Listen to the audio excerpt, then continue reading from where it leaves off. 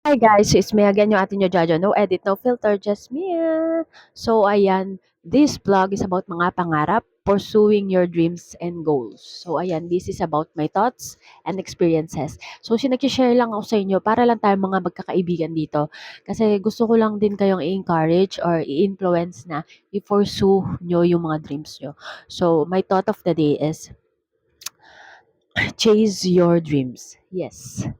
Ikaw bata ka o ikaw, huwag kang mag-chase ng tao. Chase your dreams. This world is not about love, okay? Yes, alam kong punong-puno ka ng pag-ibig. Pero lagi mo lang din isipin, may pamilya ka. Meron ka ring self. First, love yourself. And isipin mo yung mga pamilya mo. Hindi ka galing sa mayaman na angkan. Hindi ka galing sa pinagpala. So ikaw, i-chase your dream first, not people. Okay? If that people meant to be in your life, they will stay. And like always remember that. Always think that. Because I know God has a purpose why other people remove into our lives. Alright? Kaya ikaw, sinasabi ko sa'yo, chase your dreams. What I'm trying to say is, habulin mo or kunin mo ang mga pangarap mo. Huwag mong susukuan. Yun yung doon ka mag-invest sa mga pangarap mo dahil doon hindi ka magiging talo kahit kailan. Ang mga pangarap natin is magre-result yan sa takdang panahon, hindi man ngayon, sa tamang panahon. Okay? Kaya huwag kang susuko. Okay? Ang sinasabi ko lang sa'yo ngayon is,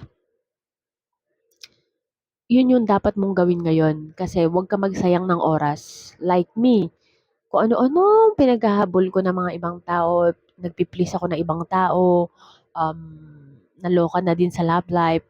But ngayon, at least it's a lesson. Hindi ko naman sinisisi sa sarili ko. But I realize na dapat unahin mo yung mga pangarap mo. Chase your dreams first and God will take care of the rest. And habang chine-chase mo yung dreams mo, kasama mo dapat si God. God is always be with you. And lagi kong paalala dito sa vlog na to, nothing is impossible with me. Sorry. With God. Not to me, sorry. Tao lang. Comment down below kung nararanasan mo to, na-experience mo na to, na nothing is impossible with God. Alam niyo, sinishare ko lang to talaga kasi nangyari na talaga to sa akin na yung mga imposible, laging nagiging posible sa Kanya. And lahat naman tayo mamamatay sa mundong ito.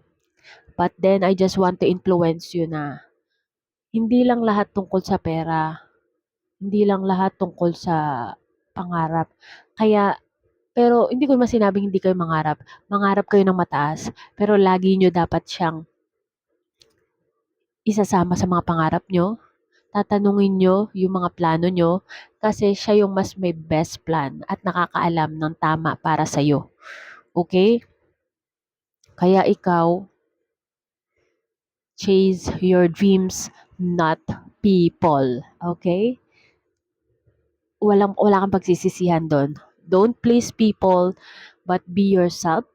Love yourself first and chase your dreams.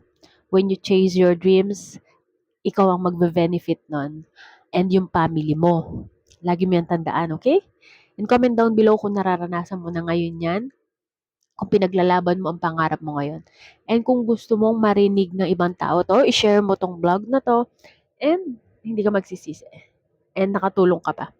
Okay? And don't forget to like, share, subscribe to my channel, and click the notification bell for more upcoming videos. Bye! See you in my next vlog!